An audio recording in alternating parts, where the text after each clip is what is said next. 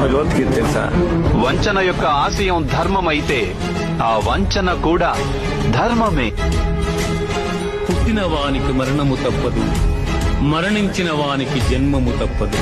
నేనే సత్యాన్ని, జ్ఞానాన్ని, ధర్మాన్ని. నా అనుమతితోనే మీరు యుద్ధం చేస్తున్నారు, నా అనుమతితోనే మీరు జీవించి ఉన్నారు, నా అనుమతితోనే మీకు మృత్యువు ప్రాప్తిస్తుంది. ఏ కాలమున ధర్మమునకు హాని కలుగును, అధర్మము వృద్ధి నొందును.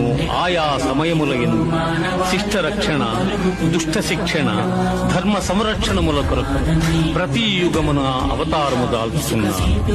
పొగ చేత అగ్ని, మురికి చేత అద్దము, మావి చేత శిశువు ఎట్లు కప్పబడును, అట్లు కామము చేత జ్ఞానము కప్పబడి ఉన్నది. దుఃఖములు కలిగినప్పుడు దిగులు చెందని వాడు, సుఖములు కలిగినప్పుడు స్పృహ లేనివాడు, రాగము, భయము, క్రోధము పోయినవాడు స్థితప్రజ్ఞుడని చెప్పబడు. మనుష్యుడెట్లు చినిగిన వస్త్రమును వదలి నూతన వస్త్రమును ధరించును, అట్లే ఆత్మ జీర్ణమైన శరీరమును వదలి కొత్త శరీరమును ధరించుకున్నది. ఆత్మ నాశనము లేనిది.